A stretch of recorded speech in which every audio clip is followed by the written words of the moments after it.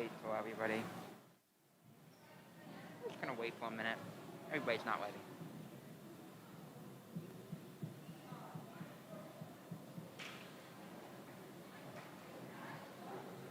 Hello? Anybody see him up here? Hello? That worked. Okay.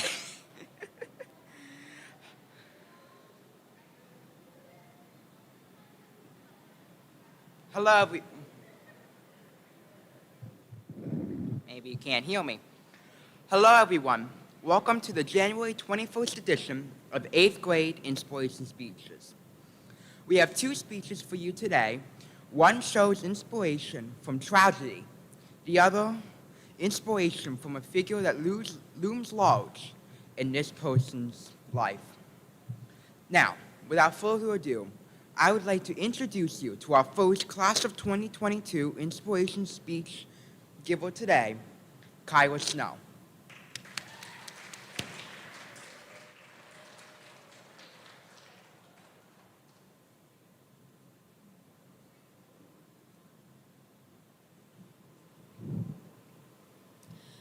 Hello, my name is Kyra Snow, and this is my inspiration speech.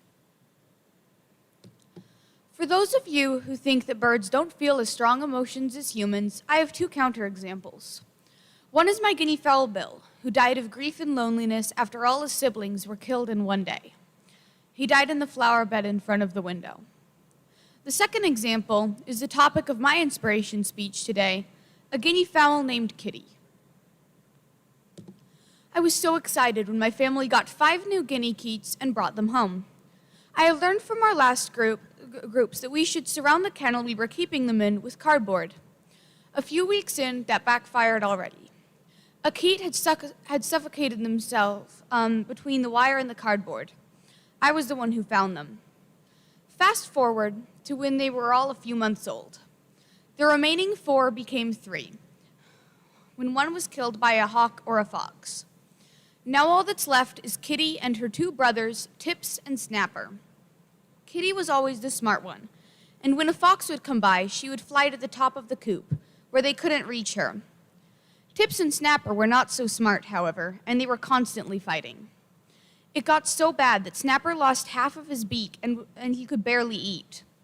Since Tips was so aggressive to both people and animals, he had to be culled. Snapper was much nicer, and he was kind to all guineas.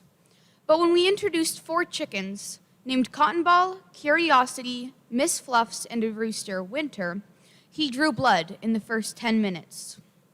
We separated him from the group, and soon he died of unknown reasons.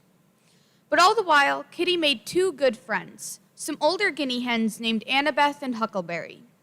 While she didn't really like the new chickens we got, she tolerated them, and didn't hurt them like Snapper did. It gave me inspiration to see her grow in personality and grow in size, and soon she was laying eggs of her own with Annabeth and Huckleberry. Raising Kitty taught me responsibility, because I had to feed and water her, but she also gave me inspiration to see that she learned from me and her environment, and didn't follow in her brother's footsteps. It gave me a sense of accomplishment to know that I raised a successful individual, someone who was smart and kind, and doesn't fight with their siblings.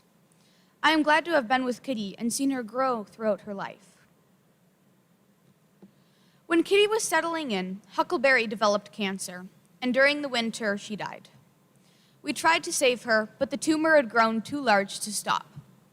Now Annabeth and Kitty were closer than ever.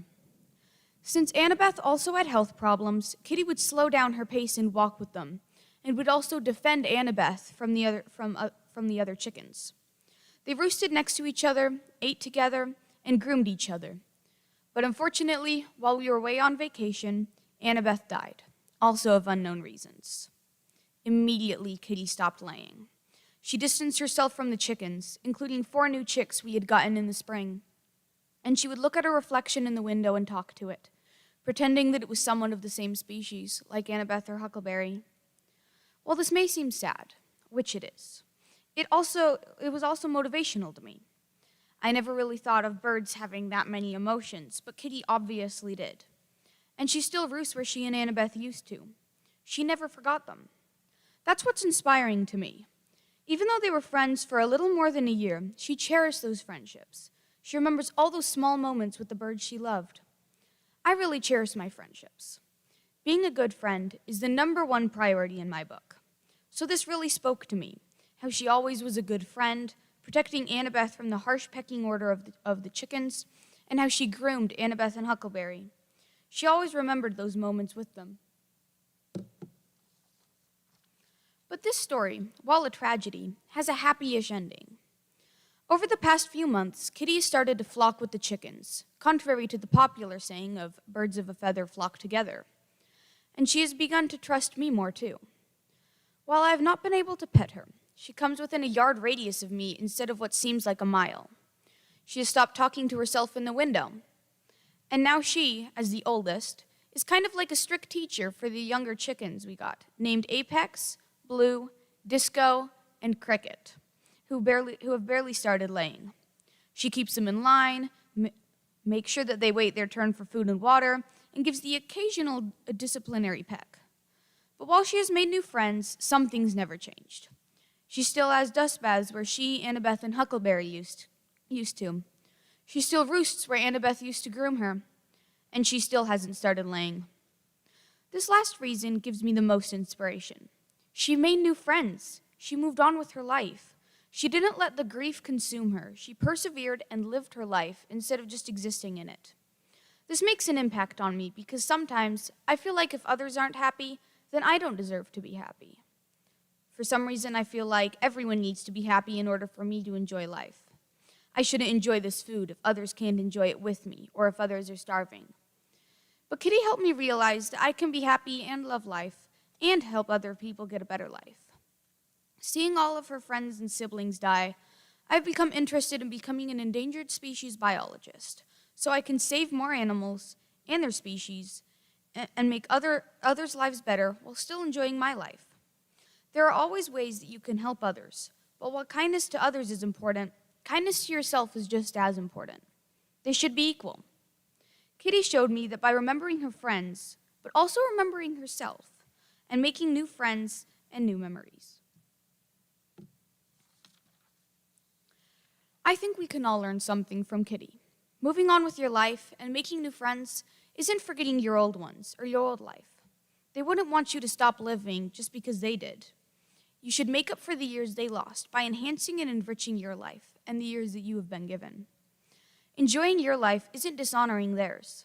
They will know that you will always, always remember. And loving yourself, taking care of yourself, isn't being selfish or greedy. It's not shunning the needs of others. You have to be whole yourself to mend those broken pieces. As I am entering high school and leaving friends behind, I want to take some of these lessons from Kitty into my own life. Entering high school will be frightening, and I will miss my friends. While I will miss my old friends a lot and never forget them, I will also remember to make new friends and remember to take care of myself.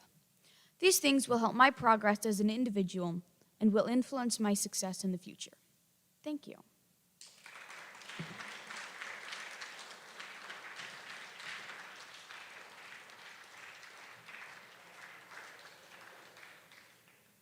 Does anyone have any questions?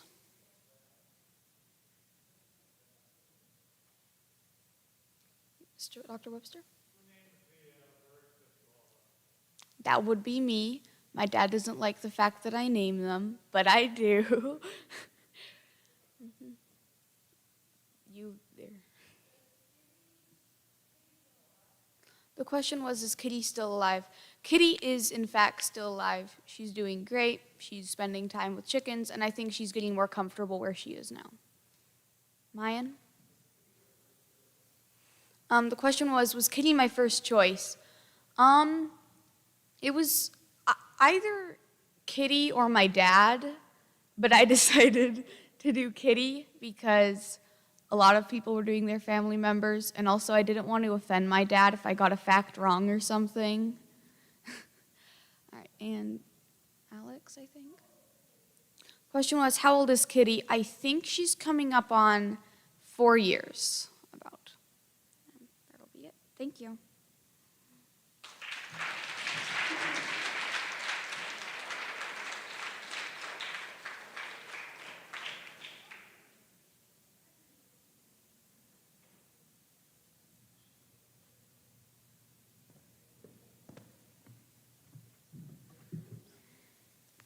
Where's the Kleenex box? Wasn't that beautiful, everybody? Let's give it one more round.